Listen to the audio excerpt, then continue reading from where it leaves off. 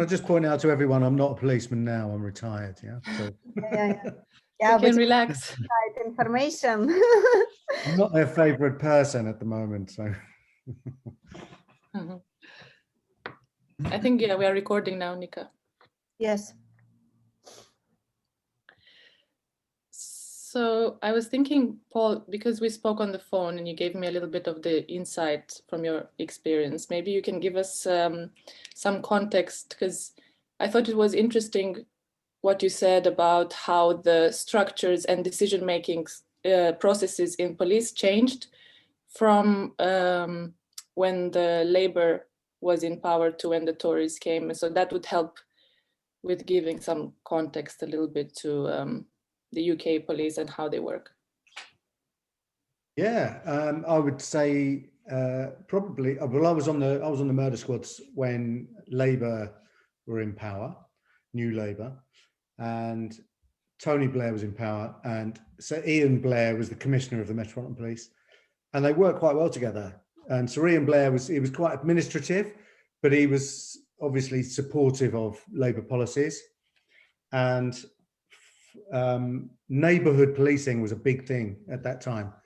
So if we were going to go into an estate, if there'd been a murder and we were trying to find out who had committed the murder, we would always have to go through the neighbourhood police, who would be patrolling the area. They would know all the gangs, they would know all the kids, they would know the families. And we were not allowed to do anything without talking to the neighbourhoods. So it was completely different. I mean, they had a place in the hierarchy, which was completely different to what it is today. Quite rightly as well. And we had to do a lot around community concerns. So, you know, if there had been racial unrest, then we'd have to consult a lot of different people, community leaders, before we did anything.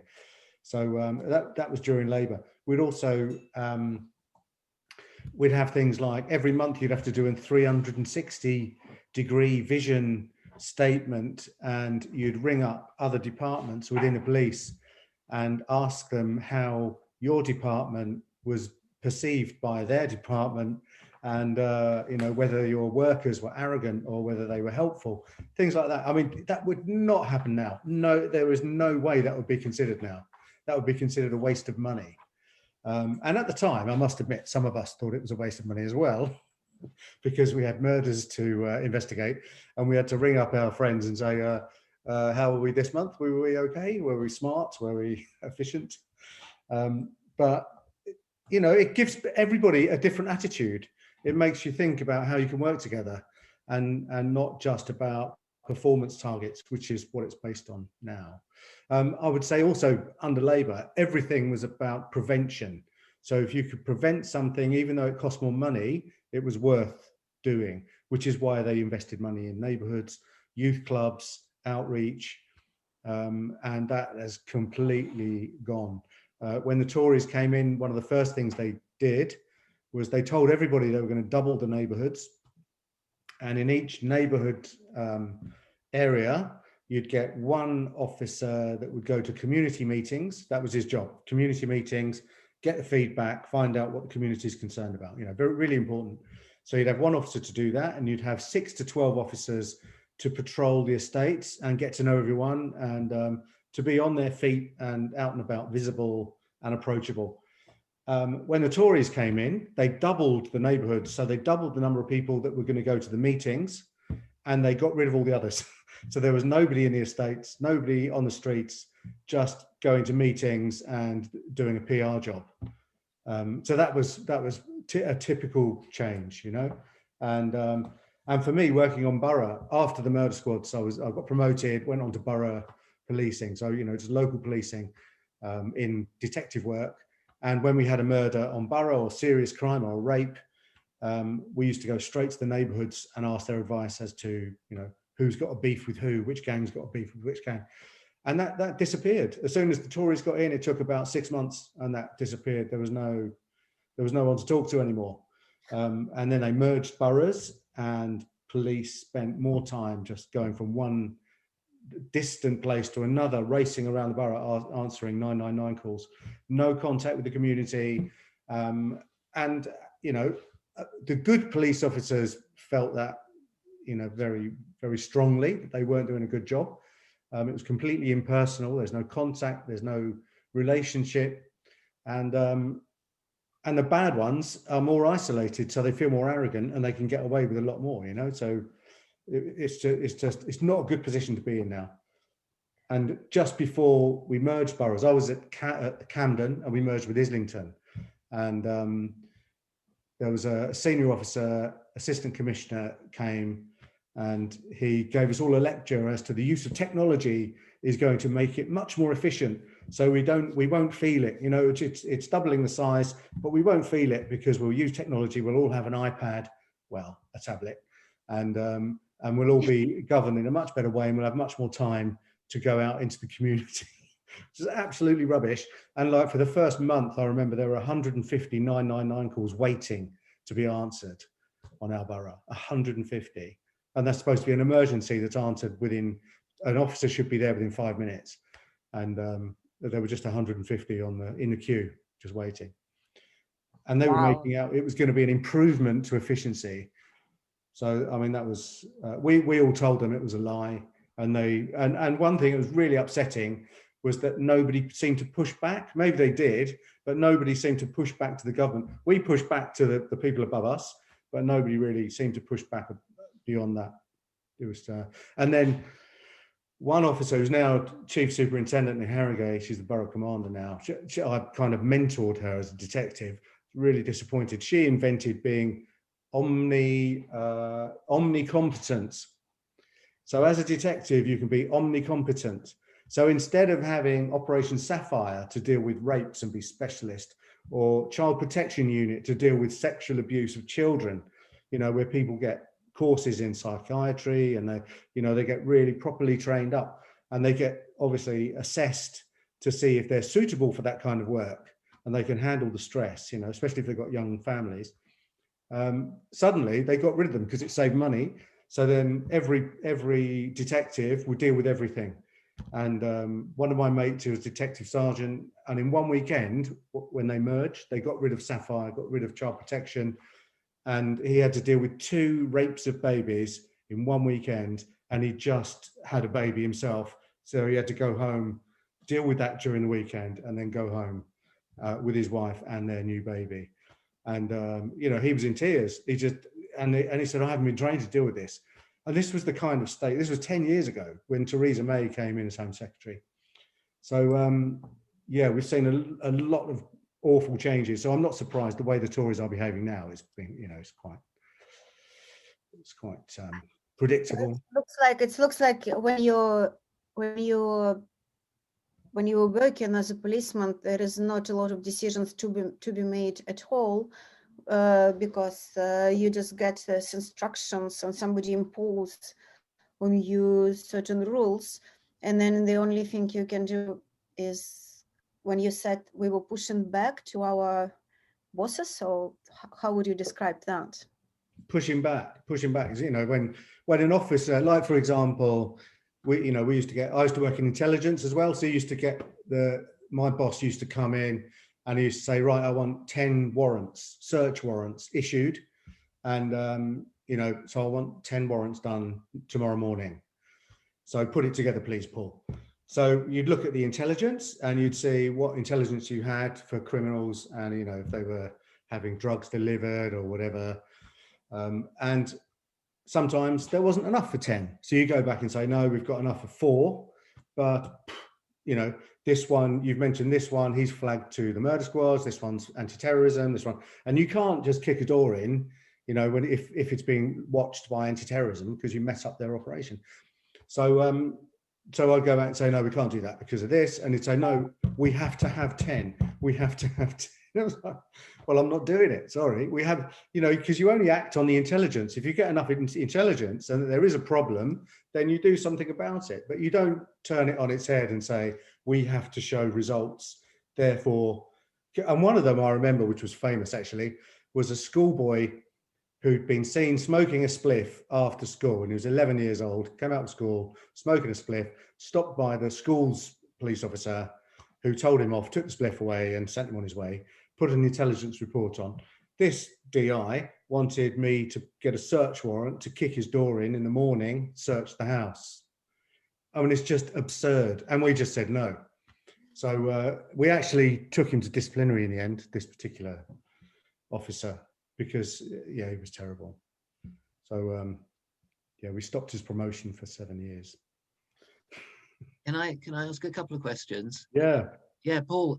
So were you given targets then, were you, by your superiors, and you had to achieve those targets?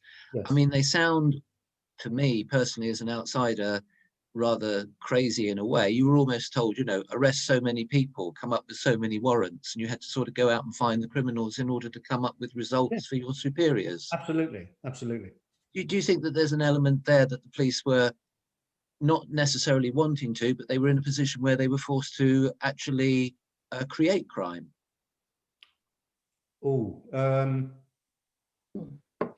no, exaggerate crime, I think. You know, you'd see, I mean, that's what happened with this schoolboy. Yeah. They turned him into a drug dealer because he was seen smoking a spliff after school. Yeah, So, okay. you know. And I mean, one particular officer that we also took action against was telling younger officers to lie to get the search warrant, you know, to embellish the evidence for the search warrant. And that's a sackable offence. So in the case of that school kid who may 20, 30 years ago have been given a virtual slap over the wrists and gone round and visited his parents and made sure he didn't do it again, it was pushed in order to accelerate, exaggerate the nature of the situation. Is that a fair way of putting it, do you think? Yeah. I mean, but at that point, we stopped it. Well, I stopped it. I'm not doing that. That's ridiculous, you know. And so we all had that attitude. We've just come out of a Labour government, so we were used to doing it the right way around. So, for example, in intelligence, we would have. I was a DS at the time, so detective sergeant. So you'd have a team, and you'd have one desk for burglary. You'd have one desk for robbery. You'd have one desk for knife crime.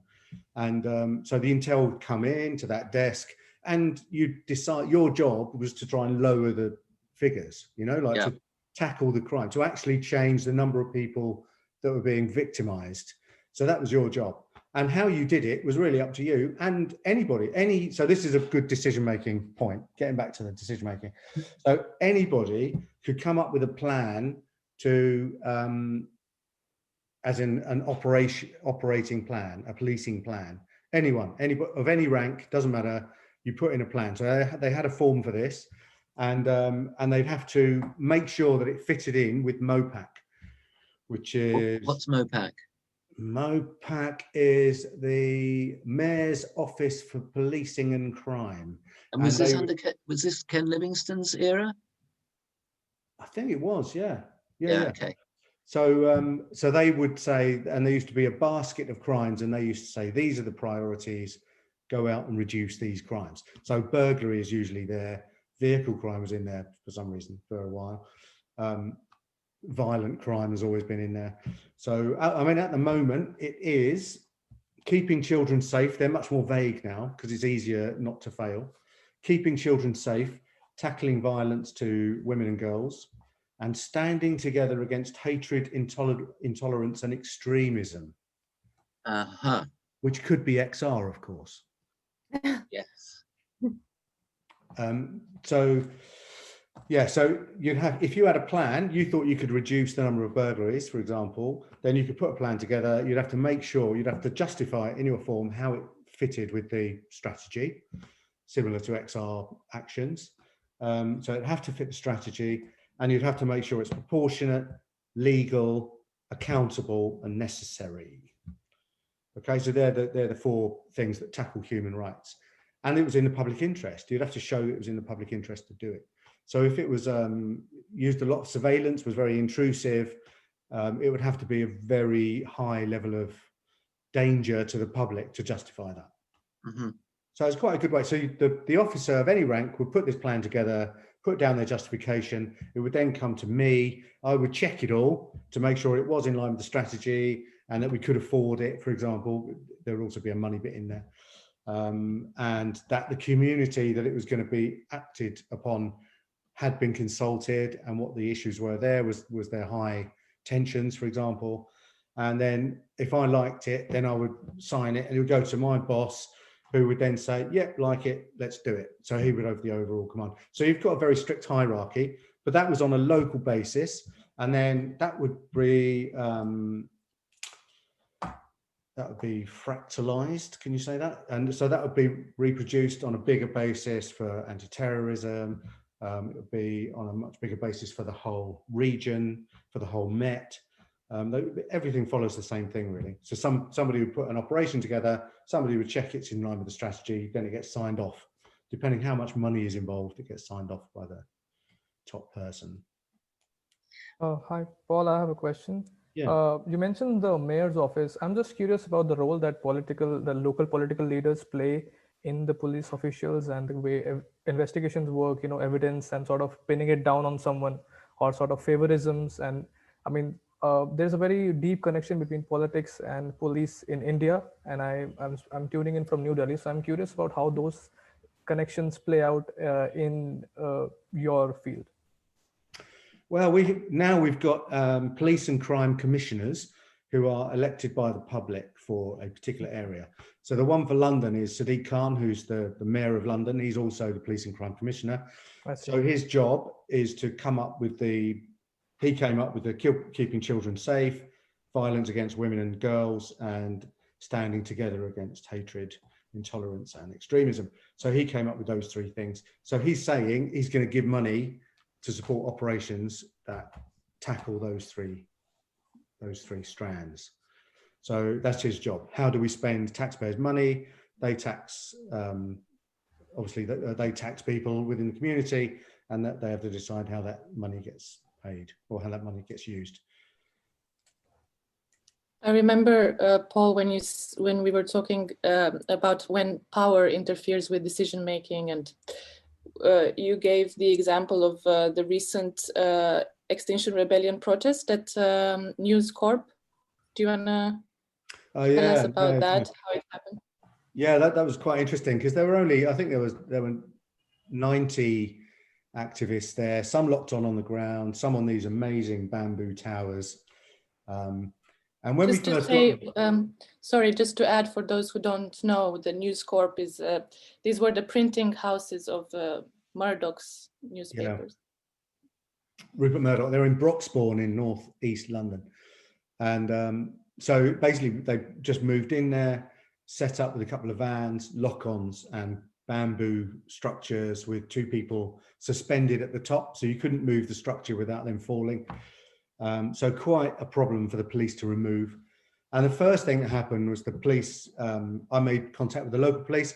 They were not from the Metropolitan, so they were from Hertfordshire, and much nicer to deal with. And they said, first thing they said is, we understand you have a right to protest and we respect that, but could you please do it not in the road over there on the grass, go over the, could you move everything and go over there because you're blocking the print works?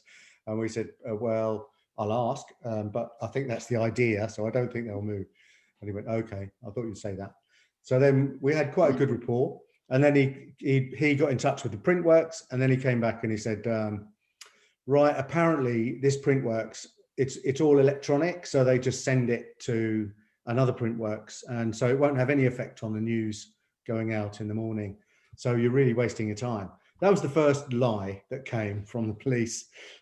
And I said, I don't think that's true, but we're going to stay here anyway, you know. So we did. And then we were told there were 500 workers that wouldn't be able to get home when they finished their shift at 1 o'clock in the morning. And we were blocking 500 workers. We saw about 20 workers because it's an automated plant and it had all been researched. We knew how many people were in there. So, and we basically told them, I think Rupert Murdoch can afford to pay their taxi home in this situation. So that message went out, and I think they did get taxis home. So, and then we were there until 6 o'clock in the morning, and we'd said 10 o'clock, we're going to unlock and we'll go, you know, or you can arrest us. But at 10 o'clock, we are finished. That's the end. We've stopped the press. That's the end. And the police said, okay, well, that's not good enough. We want you off in an hour. And this was 10 o'clock at night. And we said we'd be gone at 10 o'clock in the morning, 12 hours. And they said, no, we want you gone in 1 hour. So if that's not the case, we're going to call the Met. They come in and they're going to take you down. And we said, that's going to take them a long time and it puts people at risk. So could you not wait till 10 o'clock and we'll just do it, we'll just unlock ourselves and go. And they said, no, we're calling the Met. So they called the Met and they were there until about midday. So it took them 2 hours longer to deconstruct. If they just agreed with us, then we would have come off earlier than leaving it to the Met. 6 o'clock in the morning, the senior officer there said that he confided to me that his chief constable had been on the phone to him to say that Priti Patel had been on the phone to him in the morning, at 6 o'clock in the morning. So Rupert Murdoch in Australia had been on the phone to Priti Patel to do something with the police in England at 6 o'clock in the morning. That is the power that Rupert Murdoch has, so, telling governments what to do. It's just obscene. So Did it become a public knowledge, this information about Rupert Murdoch calling I don't think it did become public knowledge, no. But I mean, there's photographs of Rupert Murdoch's wedding, so everybody knows they were quite close. Yeah.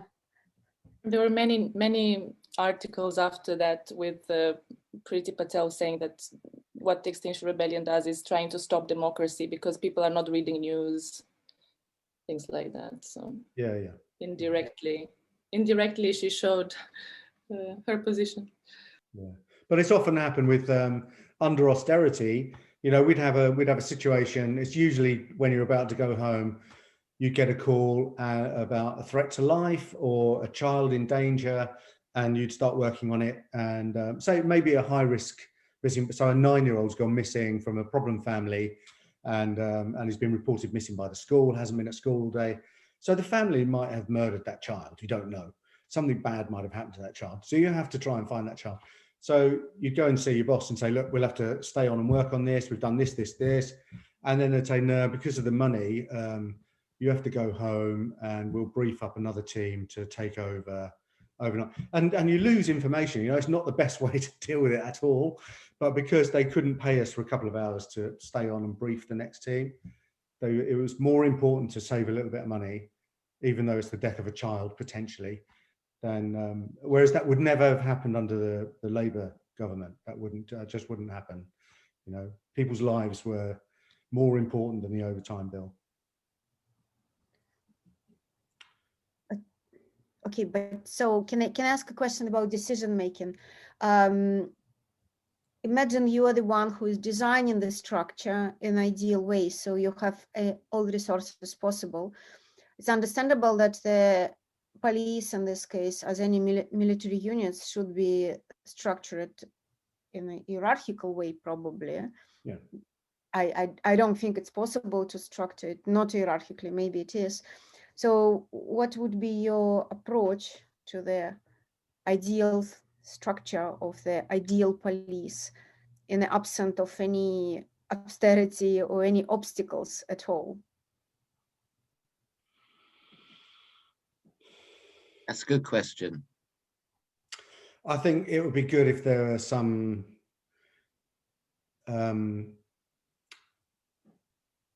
there needs to be, I mean, the actual decision-making process and the hierarchy is pretty good, I would say. The thing is, when it goes wrong and you get a bad person in a position of power, then there's nobody that's really looking for that. They can't afford, there has to be another organization that's, checking to make sure everything's working properly. And there isn't really, they can't afford that. So, and the people that are getting into power, when austerity came in and the Tories came in, a lot of good people left the hierarchy, and a lot of very ambitious people climbed the hierarchy to take their place, and they're more interested in their own careers than they are in doing a good job. So, and there's really nothing in place to deal with that.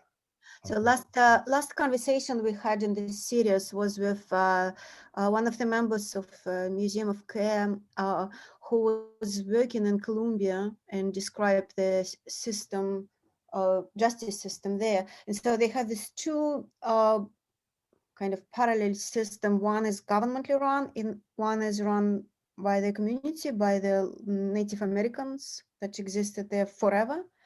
And so they have a sortition, they rotate the families that is in charge of the local courts, as well as investigative work. And they collect money in the community to do that, because, you know, very often they don't need outside structures to interfere with what's going on. So in a way, if I understood correctly what you described before, when you were working under labor, it was a little bit like that. The government paid to the police to go and collaborate with the local structures that already was in place, who knew, you know, who is troublemaker, who is doing what. And that was already kind of these two branches that was kind of coordinatingly working. And in this case, maybe you have an hierarchy in the police who is an executive power, like who's actually going and, like, you know, stopping the crime or doing things like that. And then you have the community centers or community leaders who is overlooking what the people with guns are doing. And so they are like the controllers in a way. Yeah, not somebody from up, not the mayor of London, who is like a big city, he possibly cannot know what's going on everywhere, but the local communities. Would you think this structure would work?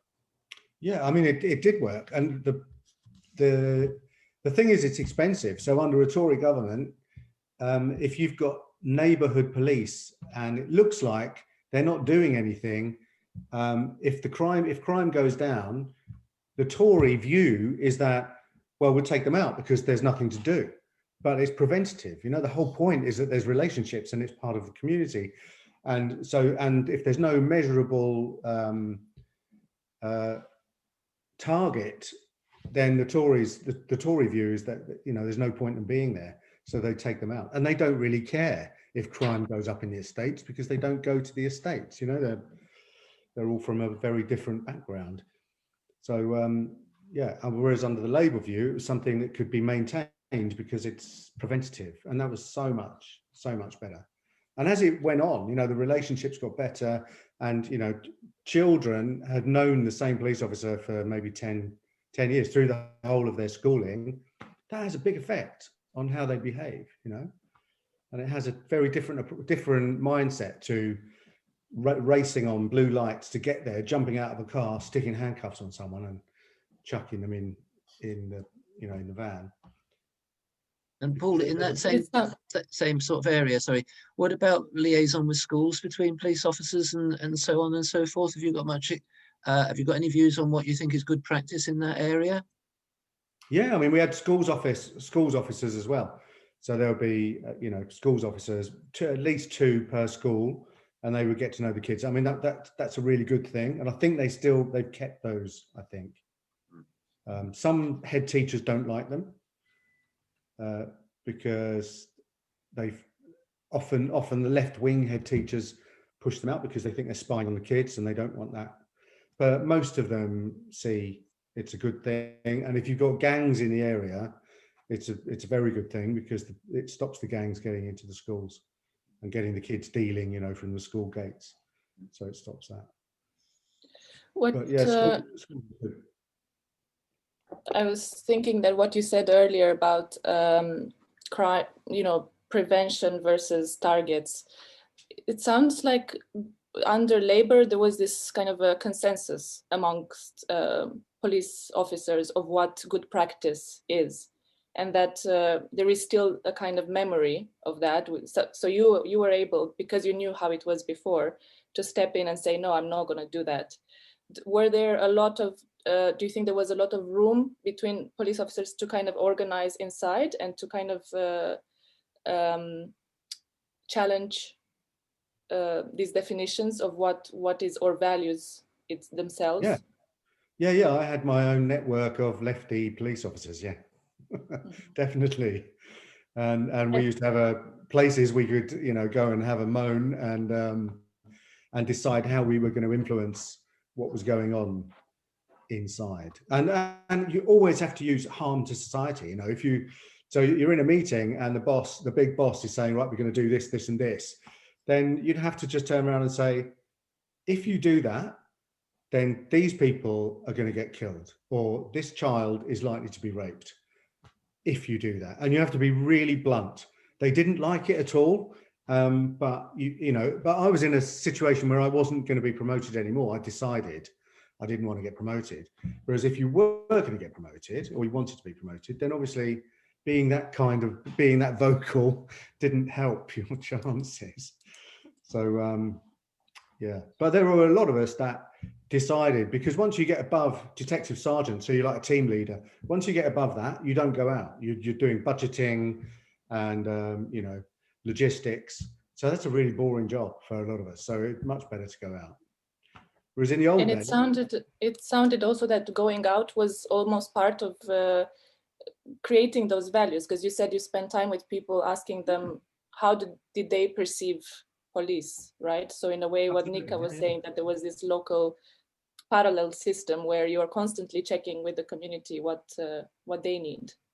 Yeah, absolutely, yeah. And in the old days, even under Margaret Thatcher, because I'm that old, the like detective inspectors, that was one above me, they used to deal with their own investigations. Detective chief inspectors had their own investigations. So they used to take rapes and serious assaults and murders. So they would be doing the actual job on the ground in the community, whereas that's completely gone now, which is a real shame. Probably more efficient, but it's a real shame.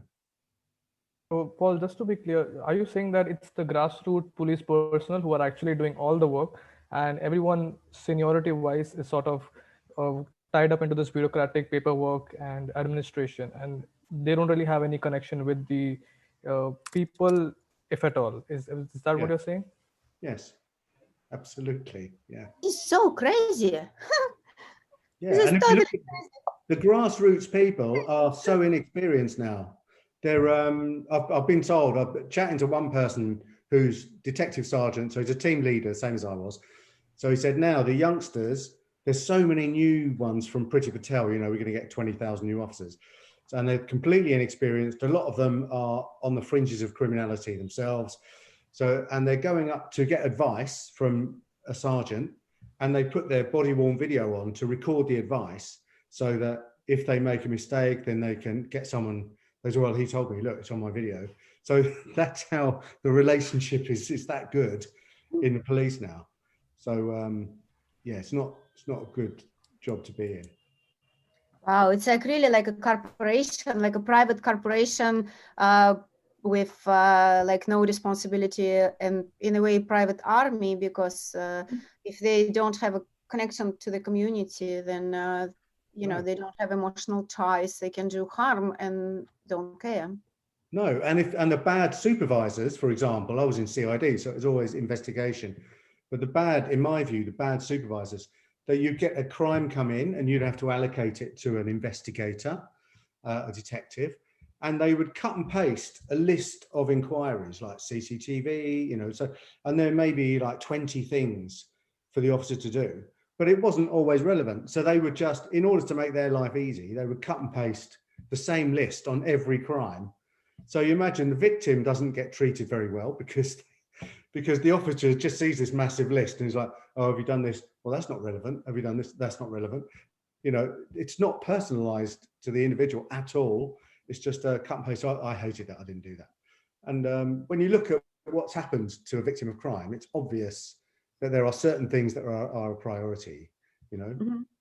And if you just cut and paste, then you miss that. So that's very bad practice in my view. But is it exist some kind of still community prevention practices in London?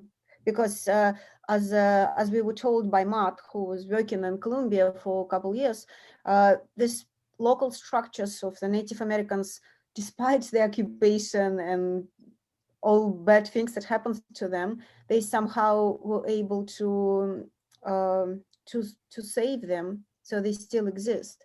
Is anything like that exist in the UK?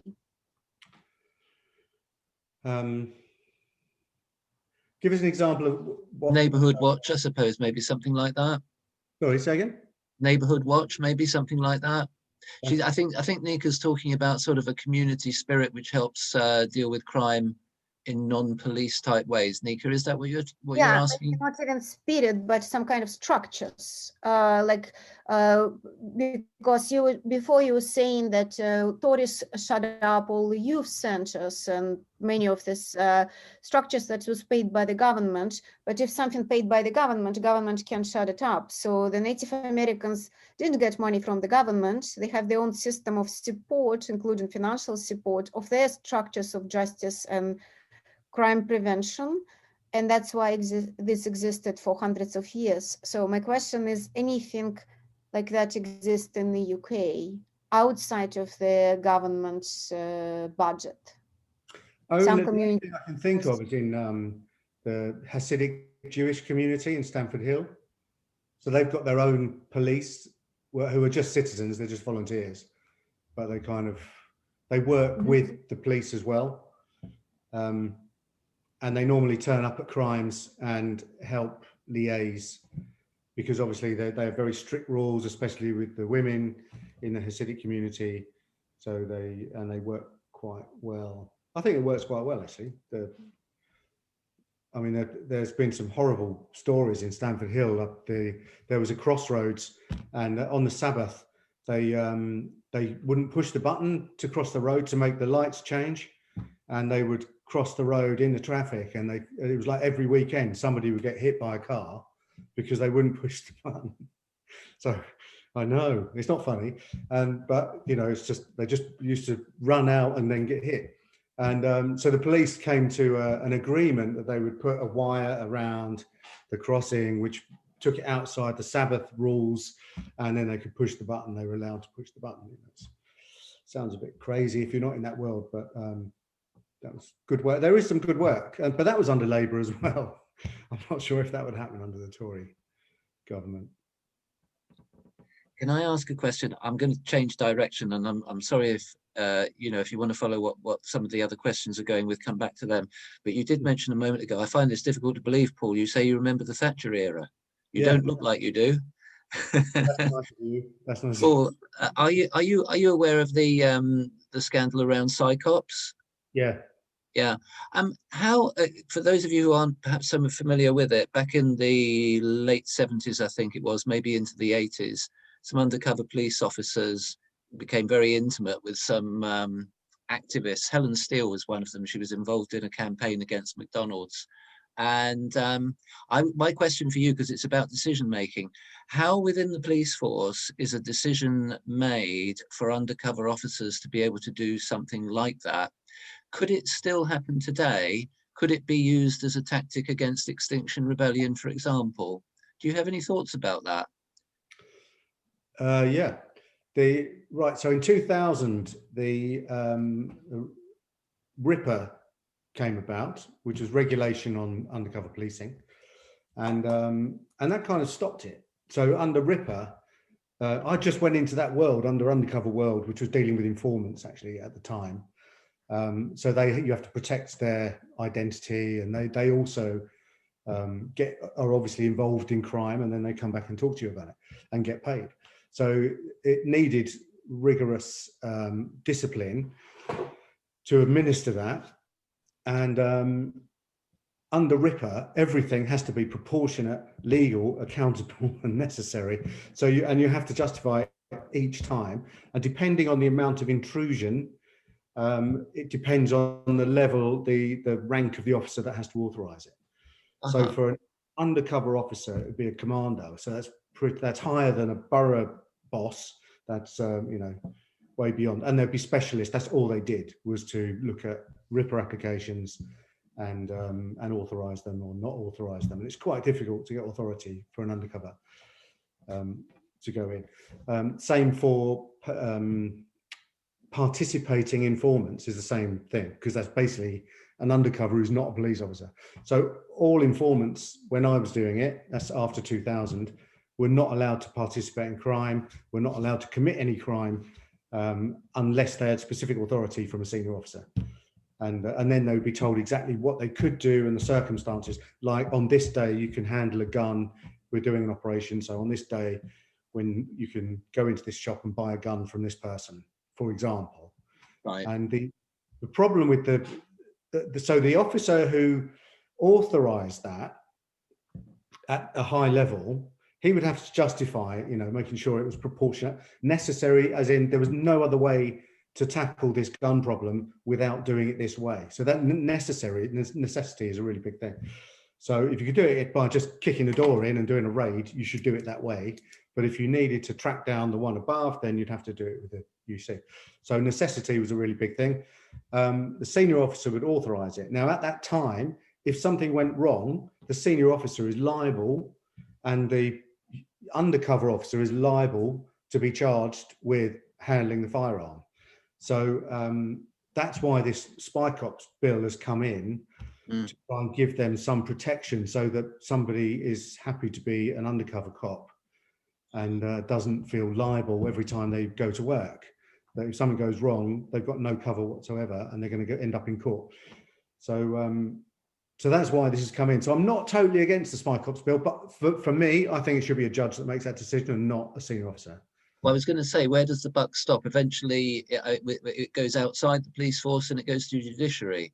There's not political involvement, in your opinion, from Home Secretary, for example, or somebody within the Home Office. Well, I think no. I think the police are quite rigorous. I left 2 years ago. I retired 2 years ago.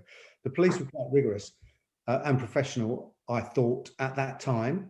Obviously, not in the 70s and 80s. Because there was no administration in those days. If the boss said, yeah, do it, that was it. The undercover could go and do it. And his job was to fit in. And if that meant having relationships and babies, there was no real paperwork. He was just doing his job. Awful, terrible, terrible situation. But now that, it is quite rigorous. So is there I think the political pressure is to make XR fit in to one of the categories to make it a higher priority. So when every time they call us, we're extremists, eco-terrorists, organised crime group, what else? Progressive extremism is the newest one with Lord Walney, who's just been given the job of investigating XR. Okay. So, and he's talking about progressive extremism. Right. And as you heard, extremism is one of the three things that the mayor wants investigated and wants to put money into. So if they get us into that bracket, then I can imagine they will be using covert means, but probably covert online, I think, more than undercovers.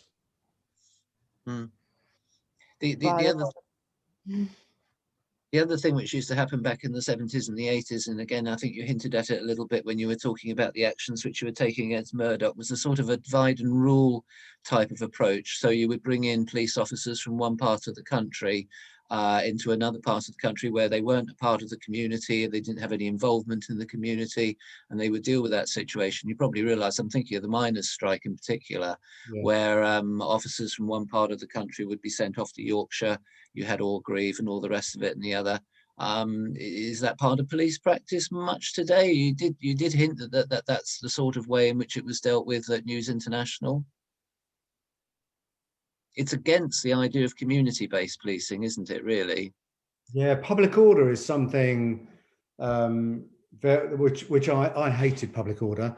I had to go the first few football matches I went to, and you just faced drunken louts calling you, just screaming every obscenity in your face from somebody you didn't know. I just didn't like it. I didn't like football anyway, so I didn't even enjoy the match. So I got out of that. That's why I went into detective work. And now I'm doing public order all the time. So public order is much more military based, much more hierarchical. And because I always have a chat with a senior officer when I'm at an action and say, what about integrity? And when I joined, I signed an oath. The first line of the oath was protect life. Your fundamental duty and the first principle is to protect life. And that's gone. That's not in the oath anymore. It's uphold law and order. Interesting. It's much more manipulatable for government because they make the laws, whereas protect life, that would be come and join XR because we're out there to protect life. That's how I justify the fact that I'm, it's the same as being in the police for me, because we're here to protect life and the future of our kids. So So I have these conversations with senior officers, and a lot of them have just said, come on, you know what public order's like. You do as you're told. You know, there's no debate. It's like go and kettle those people over there, go and stop them, go and arrest them. And it's that's it. It's much more, there's no room for arguments. And do you still have divisions within the police force like the SPG, which we used to have back in the late 70s, the Special Patrol Group? Well, it's the TSG is the equivalent of the SPG, but it's not quite the same. Okay, I'm interested. In what ways is it different then? The SPG were more a law unto themselves. Yeah. And they specialised in fitting people up. Yes, that's rumours. Yeah, I mean, I joined at the time of the SPG. I joined in 1983. So, and so I was there for the Tottenham riots, for example. And the SPG were just being phased out, but a few came from the SPG back to borough to do normal policing. And the stories, you know, it was basically, if they didn't like you and they thought you were a criminal, the good ones, they thought you were a criminal, but they didn't have the evidence. They used to supply the evidence, you know, because they felt it was justified because they knew you were a criminal. Yeah. But of course, that is so, you know, that's completely wrong. And then you just get arrogant little units with peer pressure that just feel they can do whatever they want to do and arrest whoever they want to do and convict whoever they want, because they'll just manufacture the evidence. I mean, that was awful. So some of those situations which we had back in the late 70s and going into the early 80s, and there was, I think you're painting a little bit of a picture with regarding decision making within the police force, that there were units within the police force which were almost out of control in a way, and they were perhaps doing their own thing. But you think that things have improved since then, and that there's a little bit more formality in the way the police actually take their decisions and operate these days? I'll say after Stephen Lawrence, when Stephen Lawrence investigation occurred, and the Macpherson report, I mean, there were two black guys on my team, and they were incensed when it was told, we were all told we have to be very careful with banter and how we kind of tease each other and the language we use, and because we could be personally sued and we might be thrown out of the job for using any kind of thing with a racial inference. And the guys that I worked with, because we worked in quite a close team, they were really angry and say, look, you know, if you say anything I don't like, I'm going to punch you in the face, mate. And that was their attitude. And because we had quite an equal relationship, which it should be. So a lot of us were like, we don't need this. We respect each other anyway. And if we do have banter, they're rude to me, I'm rude to them. And, you know, it's kind of a personal level playing field. But after about 3 years, and you could see the culture changing in the canteen, in the station, and it was transformed. And most of us, even old ones, had to admit it was so much better, because people were scared to say the wrong thing. They had to think about what they were saying and the consequences of what they were saying.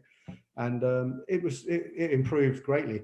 And before I left, the situation was such that if somebody said something inappropriate in a police car, for example, and there were 3 people, one person said something inappropriate, one person reported it for investigation because he said something inappropriate.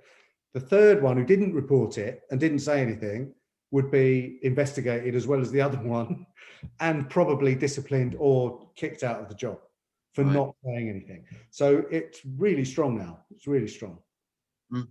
Sorry, it was really strong when I left. Don't know what's happened now. Okay. And is there a law based on what inappropriate is, as in like racial slurs or certain slurs about sexual minorities? So is this like defined in law, what inappropriate would mean, and is there a consensus on that? Anything racially offensive that could be deemed as offensive, it's a really low bar because it's based on people's perception. But then it goes to a board of to judge, you know, whether what you said was offensive or not, and you can lose your job. You'd normally get a formal warning first, and then you can lose your job. To go back, that's a really good thing. I was just thinking of Nika's question about informal structures that are taking place. I was reading an article saying that partially why the government also wanted to open it all up in the summer, the lockdown, was because they were afraid that all these mutual aid groups were becoming more and more formalized and stronger, and they might actually ask for collective change. I wonder whether police had were there any changes during the pandemic that you're aware of, or any kind of push for, we talked on the phone about what's happening in the States and how they are trying to find alternative ways of organizing the police. Is there anything like that happening in the UK? No, I'm in my local mutual aid group in Brent, and at the beginning, obviously, it was perceived that there was going to be an increase in domestic violence and child abuse. So I reached out to the local police and managed to get a direct contact, so that they didn't have to ring 101 or 999. You know, they had somebody they could just phone up and get direct contact with the police to respond. So that's interesting that the police are perceiving the local groups to be a threat. Are they seeing it as a threat? No, I think it was, just how government, they wanted to open it all up because they made these structures a bit redundant. If we are able to help ourselves, then why do we need the police, right? So these are scary questions in people's minds if you leave these structures for too long to exist. Yeah. No, I think generally the police are pretty accountable.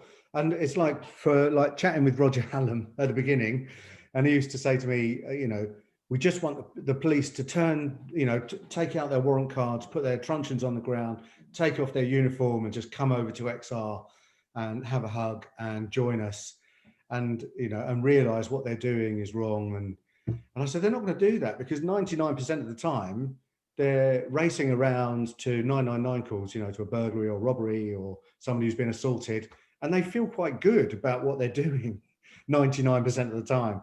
And a lot of them, when they were dealing with XR, they really enjoyed dealing with XR in protests, especially in April and not so much in October, but especially in April.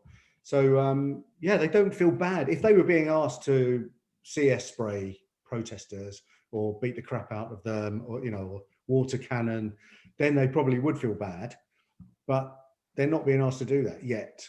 But it is getting a little bit more acute, I would say. Yeah, coming back to what Anka said, I do believe that government in general, as power structures, they don't want alternative power structures to exist. And if their, let's say, community organize itself strongly, and not on the basis of specific religious or national groups, like, for example, Hasidic Jews, because Hasidic Jews cannot multiply throughout all UK. It's a certain amount of them living here, yeah.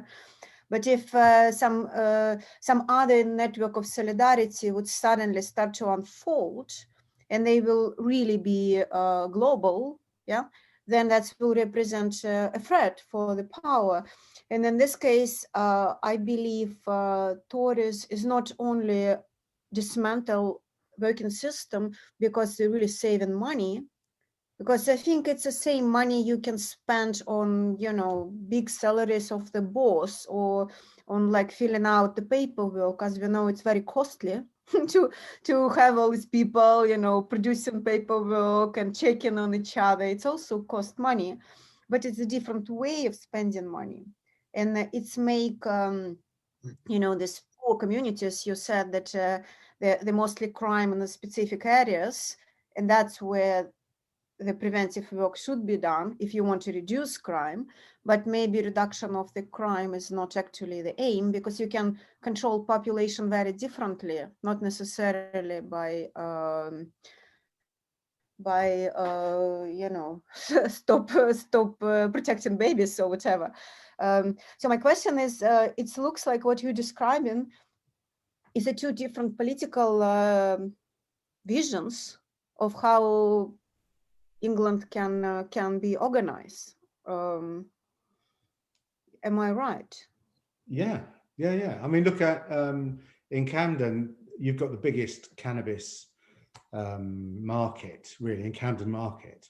So we had Somali gangs and we had Sudanese gangs predominantly, and they identified that way as well, dealing drugs, and they fight and they stab each other, sometimes shoot each other.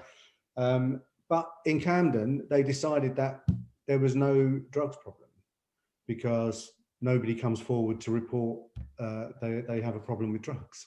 So there's no victim. So therefore, there is no problem. But it was a huge driver for violence. And, you know, we've been asking to legalize drugs for a long, long time. And there's more of a Tory push not to. And there's a lot of people that say that if you did legalize drugs, then there's so much money tied up in banking and you know, on the supposedly legitimate side that they don't want to lose that income, you know, which is probably true.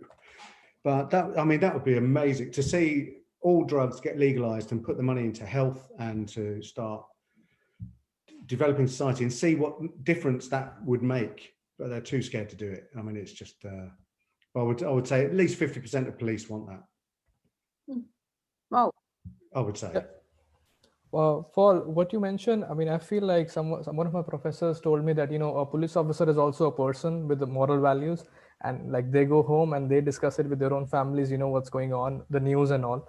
And so I'm curious about how you negotiate those two personas of embodying a police structure and also being a personal person with your own values, and what role resistance plays in the police precinct, as in, like, say if you and a couple of your colleagues decide that, oh, this is not the right thing, say the public order that you mentioned, oh, this is really not working out, what kind of a role does that resistance play? And do you have a say? Do you collectively have a say with your seniors? And I mean, overall, you know, I mean, like you said, your own politics says that, oh, money should go into healthcare workers and we don't really need this many personals and all. So how do you negotiate those values while embodying those two roles, if I'm asking this correctly? Personally, I made sure I applied for jobs that were more in line with my personal values. A bit of an easy way out, because I think it is, when you deal with really serious crime, the ethics are easy, you know. Yes, absolutely. Murder, and it's easy. That's a good thing to catch the murderer, but before he kills someone else. If you're dealing with a neighborhood dispute, then it's much more difficult because the right and wrongs are not so clear. So I've made sure that I went for the serious stuff. And my last job was kind of both, actually. It was sort of managing sex offenders. So they'd do their term in prison and then they would come out, and it would be managing them to make sure they don't reoffend. So it was kind of social work. We'd try and get them jobs. We'd deal with who they should disclose their past to. So if they're in a relationship, we'd make sure they would have to disclose it themselves. And we'd manage these people to try and make sure they didn't offend. So when the Tories came in and they merged the boroughs, I had a team of 5 specially trained people. And then they merged the boroughs, and I had 320 sex offenders to manage, and murderers as well. And then they merged the boroughs, and then I had 670, and they changed my staff, so they weren't trained anymore. So it was just like, what are you doing? So every day I'll just write an email to the boss saying, you're putting people at risk. Their kids are going to get snatched off the street. They're going to get raped. This is what's happening. We cannot deal with this number of people. And he would write back and say, yeah, don't worry, we've all got to suffer. And I said, I'm not worrying, I've told you about it. I've told you, the risk is with you. So deal with it, you know? So, and that would be a daily thing. I would send these emails every day to the boss saying that what's happening is not good. It's putting children at risk. And that's the only thing you can do, really. So, yeah, I think it's, yeah. But generally, most police officers feel that they're doing quite a good job. And I was just part of we just had a Zoom with the Dalai Lama. It was like police and the Dalai Lama. It was overnight as well. It was like, yeah, I know, weird, isn't it? And and there were like 1,500 police officers, a lot of duty from the police station that zoomed in to speak to the Dalai Lama. Just, wow. Yeah. But, you know, and a lot of them are saying, I can't deal with the pressure because I deal with horrible stuff. I see dead bodies, horrible violence. and how do you deal with, and they were asking the Dalai Lama how to deal with the stress. They weren't asking about what was wrong with society, really. You know, Yeah. It was a sticking plaster, and that's a shame. So I'm trying to reach out to the ones that registered to see the Dalai Lama, to see if we can influence them a little bit for XR. Sounds like an opportunity to. I wonder how many police officers are actually in XR, as in part of. Well, not many. But we've been told that there's nothing to stop police officers joining XR. It's not illegal. I've got one from a detention centre in northeast London. She's contacted me and really wants to join. She lives in Essex, but you know, so we said join your local group. She doesn't want to get arrested. She's been told don't get arrested by the police. Don't get arrested, but you can join XR. So, which is nice. But imagine if she's in a local group and the local group are doing an action which is a little bit spicy, and they know that she's in the group. That's going to make them all a little bit nervous, I think. But this is also where it could be, where change could happen, where the boundaries between us and them are not so big. And I think you mentioned as an alternative, you know, when we talked about what's happening in Colombia, where the group of people are part, you know, there is this consensus around shame, and then the person who committed the crime is shamed publicly, and then the community comes together as a in the process of restoration. And you told me that this actually in a way already happened when police was more linked to the community, that there was more time and resources to think what happened after, you know, with the consent of the victim, for them to be involved, not only with jail and punishing, but also part of the, no, this was Colombia actually. Matt was telling us about Colombia.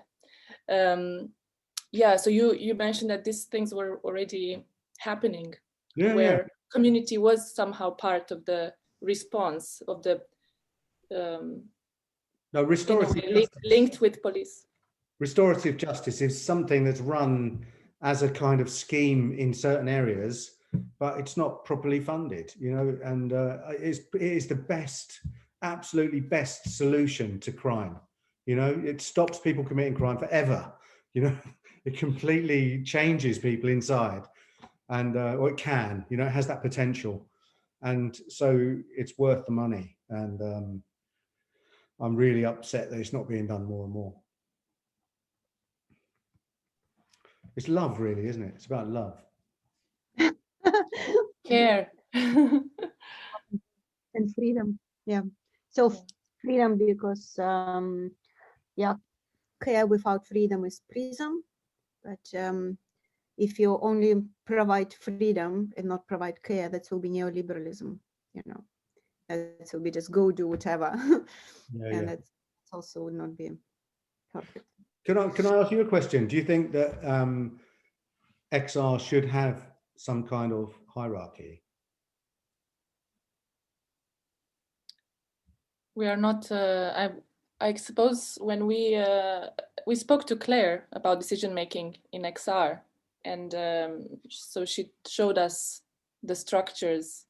Sounds like there is a structure, not so much vertical, but there's something there, you know, a kind of horizontal, oblique, like many directions, and it seems to work. I don't know. I'm not really very involved. Yeah. What do you think? Do you think they should have? I think we need a sortition. We need some kind of assembly at the top. And I think if XR fail to, and we were supposed to have an action council, so any bad actions that come forward goes to the action council to decide, and that should be a proper sortition-based group.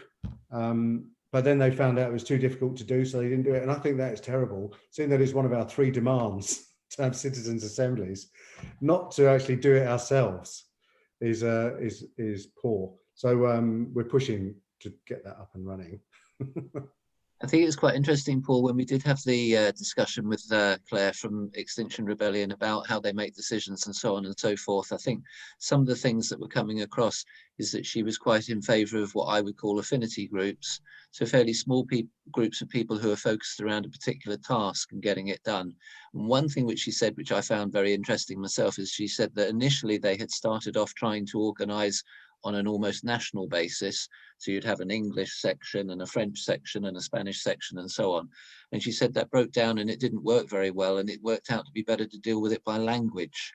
So you'd have a Spanish section and a French section based on language rather than nationality. And she said that that also, I think she was saying that that had benefits because the whole issue of climate change is an international one rather than a national one.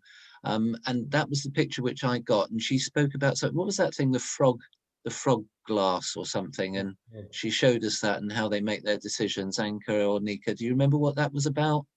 Anyway, but it was portrayed as being very horizontal. I always have a vision in my head a bit like a sort of a spider's web, and there's sort of threads going on here and there, and they all join up and they all link up, but they're all a little bit separate at the same time. And I think that that often does work quite well, particularly with social movements like that. I think also providing a security and in a way resistance to the system, because if you're not vertical, it's very difficult to kind of dismantle you and cancel you, you know, because you're so many. Basically, you're nothing. You're only the name and the idea. So you can Yes. only can dismantle so many affinity groups, but then the others will keep existing, and they also keep be popping up. And also in other interesting things, what Claire was saying is you have to have a consensus process if you do the action, because it could be dangerous, you could be arrested. So you cannot push people to do things that is dangerous for them without a full consensus. So that's it's kind of naturally produce this grassroots democracy. But another thing is if that's what you were saying, Paul, about police, is in a way, if you're in a confrontation and the police is in confrontation or in control of crimes, and XR in this case also is an open confrontation with the system, because the major things XR is saying we have to change the way how society is working. So this is declaration of the war in a way.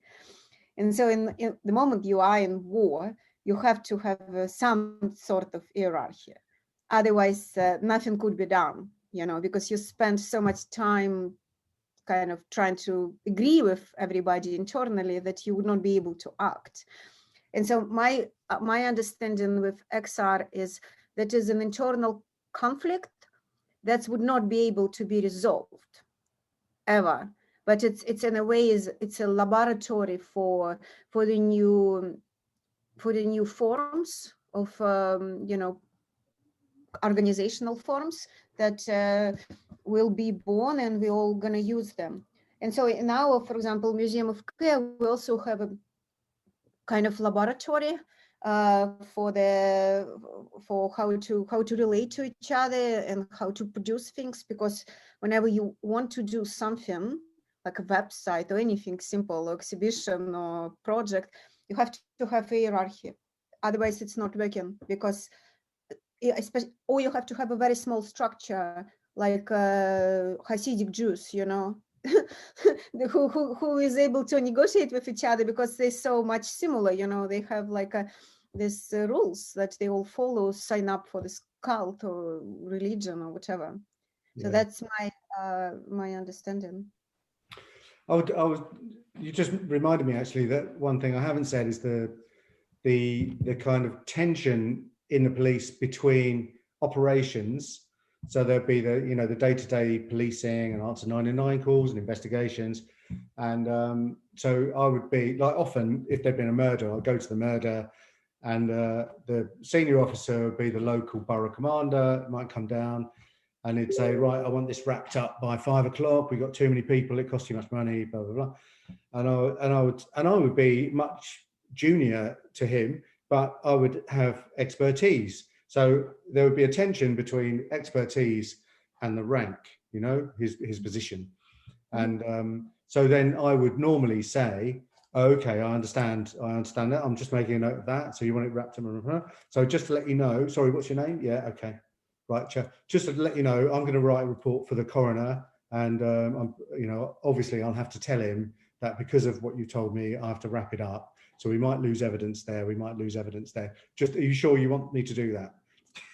And then 9 times out of 10, they was like, okay, what time should we finish then? And I said, well, we finish when we finish the scene, or when we finish it.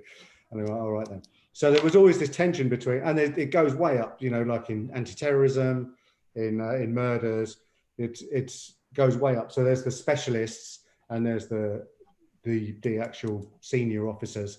And if they're any good and they're experienced, they would always ask the specialists, you know, because that's why they're there. So, and work together. But some are assholes and they don't. Paul, speaking of tensions about the expertise, do you think XR is suffering from that? Like, some of the activists are scientists, so they have sort of embodying the expertise of the climate change and the numbers and the statistics. And then there are other activists who are sort of organically involved into XR, so they're not really experts in it. So do you think that distinction is being made in XR's movement, that tension that you're speaking of? Yeah, absolutely. And what's nice is that we've just started on Action Circle. So I run Police Liaison, and what's nice is that we're all the support groups like stewards, Police Liaison, Wellbeing, Embodying Non-Violence, all of these support groups for actions are now sitting in one circle. So when whoever around the country wants to do an action, they can come to us and we give advice. So it's like triage, it's like a clinic, you know? So they can come out and they can explain their proposal, and we can give our advice as to how we can support. So we give that expertise right at the beginning instead of when it's finished. And then there's a tension because they've kind of done all this work. And then we come out and say, well, you can't do that because this will happen, or the police will stop that straight away, you know? So it's now happening at the beginning, which is great. I think it's a really good improvement.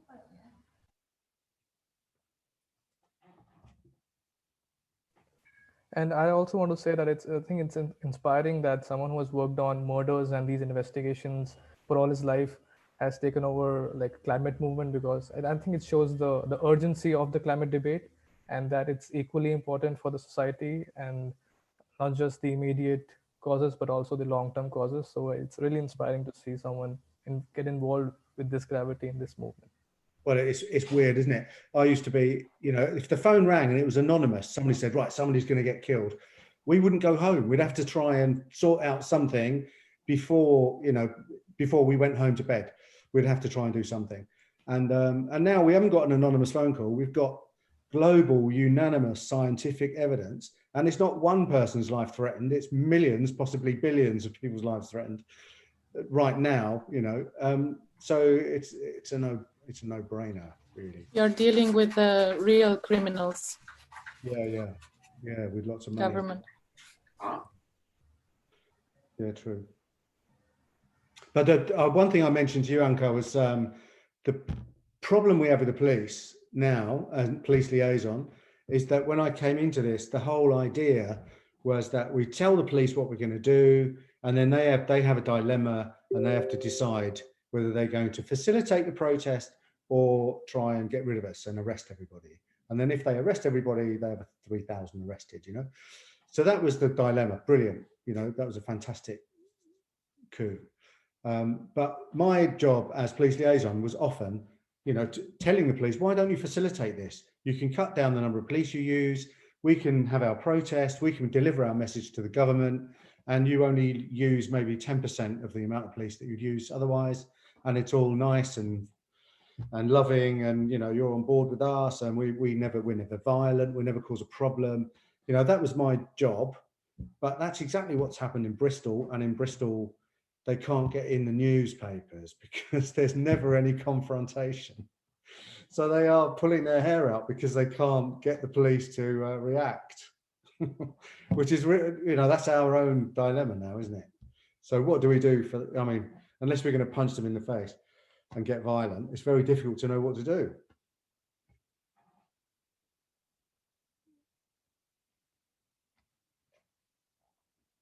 Mika, you're on mute. You're muted.